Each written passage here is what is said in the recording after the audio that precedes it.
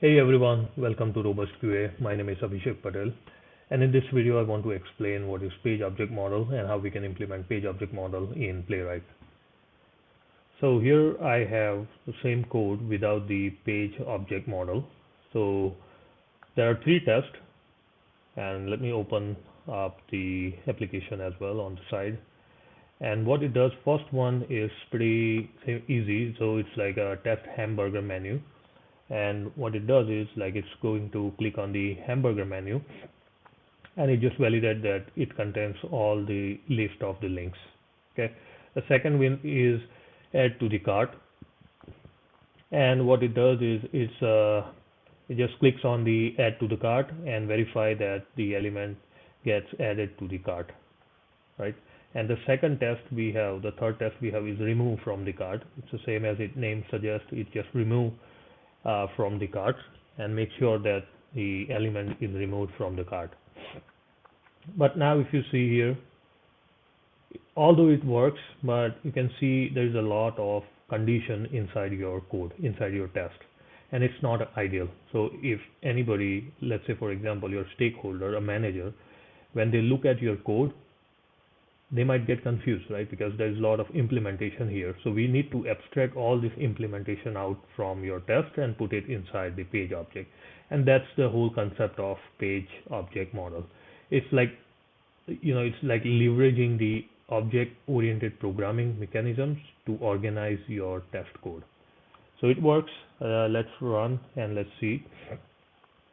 Let's run the first test, and let me put this here, and it logs in and click here and make sure that all of this link appears. The second one is the same. It just clicks on the add to the cart and make sure that the element is added to the cart. And the third one is like it's going to remove from the cart, right? And it's just make sure that the element is removed from the cart. Everything is good. However, there are two problems. Number one, we have implementation here, and second problem is a lot of repetition. Okay, so if something changes, then we have to change at multiple places. For instance, like this locator is being repeated 3 times, and we have to update it 3 times in instance of the changes, right? So now let's see how to implement the page object model. So as the name suggests, and if you are already familiar with the Selenium WebDriver, you know that each page on the web application actually corresponds to the page object. So page object is nothing but the repository of the objects that is related to a specific page and the action. So for hamburger and all the objects within the hamburger menu, I've already created the hamburger page. And as the name suggests, page object should have 2 things, only 2 things. Number one, locators. And the second thing is the interaction or the action. So only 2 things go inside the page objects. One is locator and the second one is the action.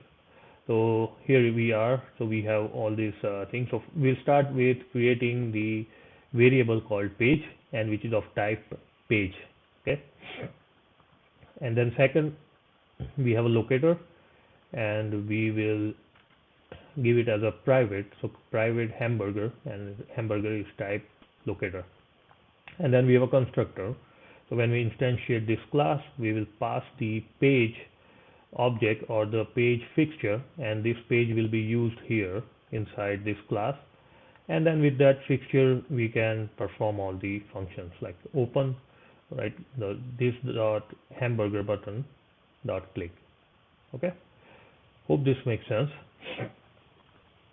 Same, we have a home page here, and the same thing I've done. So start with the read only page, and then all the name of the locators which we are going to use to perform actions. So here I have add to the cart button, we have a cart item and remove button, and all of the types are locator type.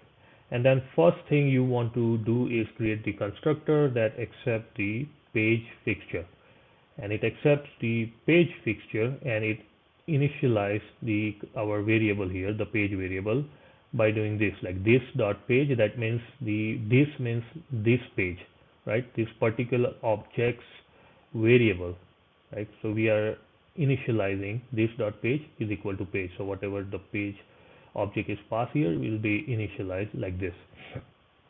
And now we want this add to the cart button, and this is how we are going to get that. So this is the locator, like this dot page, because this dot page dot get by text and add to cart. And as we know, add to the cart is what? It's a locator. Same goes for remove button, and same goes for cart items. Now we have a function or action called add to the cart, and it is just like if here I'm using the except because except returns the boolean value. Let me hover my mouse here and you will see it returns the boolean value. So it just says that if the add to the cart of -nth is visible, that means the last button from the list of add to the cart button is visible on the screen, then please click on that button. Here it should be -1. And same for the remove from the cart. So expect this dot remove cart dot nth is visible, then do this, right? So we can use expect to return the boolean or perform the boolean operation. Alright, and then we have a login page which does the same. We start with what? Read only page and page. So we have here we have declared the page variable of type page object, right, or page fixture.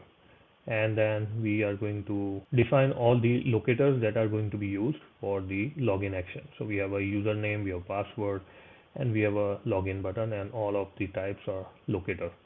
And then let's find the elements. Let's define the element that is this dot username and assign to the this dot username by page dot locator, and here this would be this dot. So it is usually said that use this dot page instead of page. However, it doesn't really matter. You can also use the page, but it's good to use this dot page because that's where we are storing our page fixture or page variable. Okay, and then we have a do login, which is same this dot username field do this, and this dot login dot click. Okay, and then we have a page object manager. Yeah, don't worry about this. And let's go to the Swag Labs login page object model. And first steps is to import all the classes from the respective module, and we have a test dot before each, which simply logs into the source demo, right? And see how it does. First it's go to this URL, and then we are waiting for the load state, and then now here the thing starts. Here we are instantiating the login page, right? And then we are simply using the do login method and passing the username and password, and we expect that after the login the new page has this URL. Now one more thing I want to explain or highlight is within the do login here in this class. So I've seen the frameworks where automation engineer they create multiple small methods or functions. For example, enter username. So they might create something like async enter username, like this, and then they do the same with the async enter password, and then click on the login button, and then finally they create do login where they use all these methods here. I am against this. I personally don't like doing that because it just increases the complexity in your code base. So I would say keep your code less and clean. So here just do login. Okay, so yeah, let's go back to the page object login. Okay, so here it does like do login, and then it makes sure that we are on the right page. The second test is add to the cart. It's simply first thing is instantiating the home page, and then within the home page we have add to the cart. So yeah, so within the add to the cart, it's simply if the add to the cart button is visible, then add to the cart. Okay, otherwise we can just maybe throw new error like add to the cart button is not visible, and we can do the same here. Throw new error remove button is not visible to make your test more descriptive. Now we are here, and now it's all good. Now homepage.add to the cart, and then finally we are validating by expecting that the cart item should be 1. Same with the remove cart item. We are instantiating the home page, then we are adding to the cart, and then here we are making sure that the cart item is turned to the 1 from 0, and then now we are removing from the cart and then expecting that now that element should not be present in the DOM. Okay, and we can run all the tests together because it's within the describe. You see both the tests started running, the 2 tests, and it's all good. Now here it says add to the cart button is not visible. Okay, it looks like we have to put this in the else block. We should not put this outside because otherwise it's going to fail. And let me properly modify it. It's going to be within the else block, and then Control X and put it here. All good. Now let me go back to the login form, and that's all. Now let's run this and hopefully it will work this time. Okay, all good.